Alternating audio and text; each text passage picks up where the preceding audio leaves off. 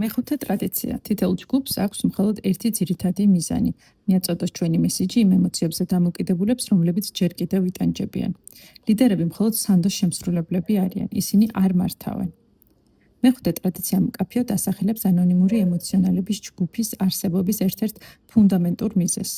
მისი მიზანია ანონიმური ემოციონალების 12 ნაბიჯის საშუალებით მიაწოდოს გამოჯამრთელების იმედის შეტყობინება მათ, ვინც ჯერ კიდევ განიცდის ემოციურ პრობლემებს. ჩვენ, როგორც ანონიმური ემოციონალების წევრებს, გვაკისრია ვალდებულება გავაუზიაროთ ეს გზავნილი მათ, ვინც ჯერ კიდევ არ იცის, რომ გამოჯამრთელების გზა არსებობს. ახალმოსულები მოусმენენ მათ, ვისაც მსგავსი პრობლემები ჰქონდათ, რადგან აინტერესებთ ჩვენი გადაწყვეტილების გზების სირთულეებთან მიმართებაში. ჯგუფური შეხვედრების საშუალებით, გამოცდილებით, ძლიერი მხარეების და იმედების გაზიარებით, სხვების დახმარების მნიშვნელოვანი შესაძლებლობა გვეძლევა. შეხვედრებზე არ ვავრცელებთ სხვა ფილოსოფიებს, თერაპიებს, რელიგიებს და მსგავს სწავლებებს.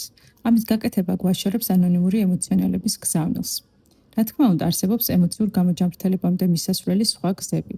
სრული შემთხვევაში ანონიმური ემოციონალების წევრებს თავისუფლად შეუძლიათ გამოიყენონ პროფესიული თერაპია, სულიერი მოძღვართან კონსულტაცია ან სხვა სახის დახმარება, მაგრამ ანონიმური ემოციონალების შეხვედრის დროს სხვა რესურსებზე მსჯელობა ან კამათი არ არის მიზანშეწონილი.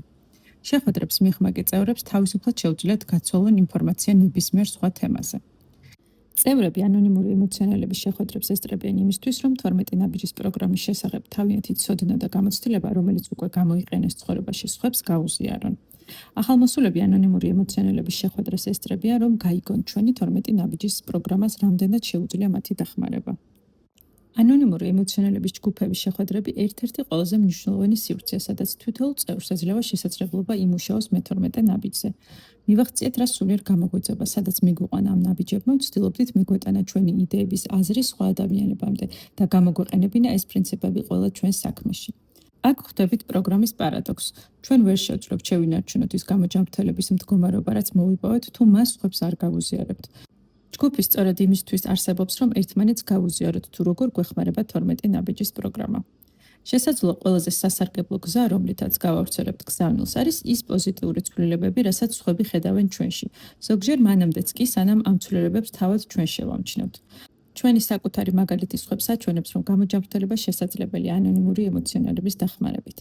ანონიმური ემოციონალები ციკლში მე-12 ნაბიჯის განხილვაში დასახელებულია კიდევ რამდენიმე გზა, რომელიც ადამიანებს საშუალებას აძლევს გავრცელონ ჩვენი იმედის გზავნილი.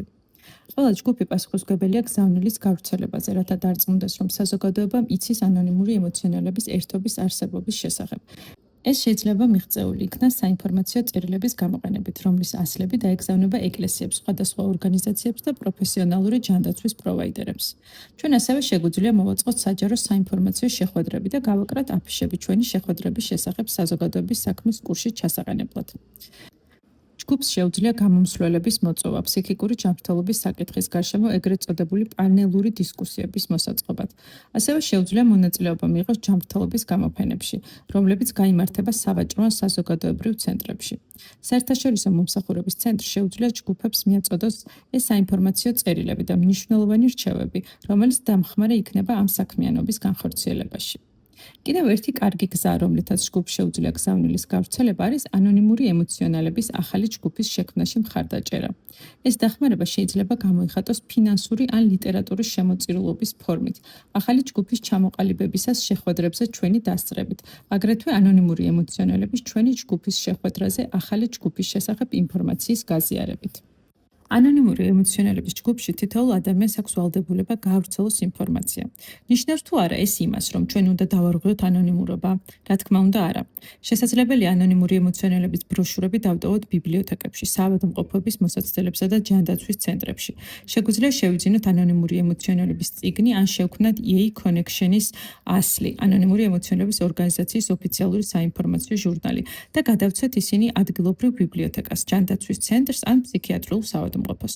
ასევე შესაძლებელია ადგილობრივ გაზეთებს მივაწოდოთ ინფორმაცია ჩვენი შეხვედრების ჩატარების დროისა და ადგილის შესახებ, რათა გამოაქვეყნონ ეს მონაცემები მათი მხარდამჭერი ჯგუფის სვეტებში ან საზოგადოებრივ ინფორმაციის გვერდებზე.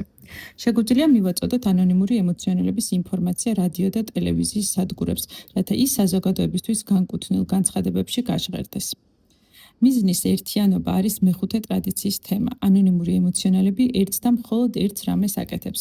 ჩვენ ვუზიარებთ 12 ნაბიჯის პროგრამას მათ, ვინც ჯერ კიდევ განიცდის ემოციურ პრობლემებს. ნებისმიერი სხვა რამ რის გაკეთებასაც ვცდილობთ, ან ვამტკიცებთ, რომ ვაკეთებთ, უბრალოდ უგულებელყოფს ჩვენს მიზანს და ანეიტრალებს ჩვენს გზავნილს. ჩვენ გვაქვს ძალიან მარტივი, მაგრამ დინამიური პროგრამა, რომელიც მუშაობს. როდესაც ძირითადი მიზნის ერთგულნი ვრჩებით, ანონიმური ემოციონალების ერთობა ძლიერდება და ჩვენი გზავნილი გამოჯამრთელების შესახებ უცვლელი რჩება. მეხუთე ტრადიცია. კითხვები, რომლებიც შეიძლება საკუთარ თავს დავუსვა. პირველი, შეწყვეტა ჩვენმა ჯგუფმა ახალი წევრების მოზიდვა. შემიძლია მეტი გავაკეთო, რათა სხვებმა გაიგონ ანონიმური ემოციონალების შესახებ. მეორე, საზოგადოებისთვის რეგულარულად და ხელმისაწვდომი ინფორმაცია შეხვედრების შესახებ, გაზეთების და სხვა საშუალებებით. ვაზიარებ ინფორმაციას სხვა ანონიმური ემოციონალების ჯგუფების შესახებ, ისევე როგორც ჩემი საკუთარის შესახებ.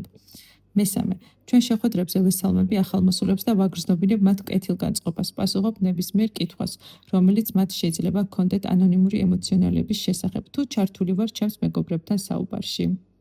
მეოთხე, ანონიმური ემოციონალების შეხვედრის დროს მივყვები და ვრჩები თემაზე. განვიხილავ მხოლოდ იმას, თუ როგორ დამეხმარა ანონიმური ემოციონალები და როგორ მუშაობ პროგრამაზე, თუ ვიყენებ შეხვედრებს როგორც სოციალურ კლუბს, ან ჩემი რელიგიის უახლოესი თერაპიის, ან თვითდახმარების წიგნის პოპულარიზაციისთვის.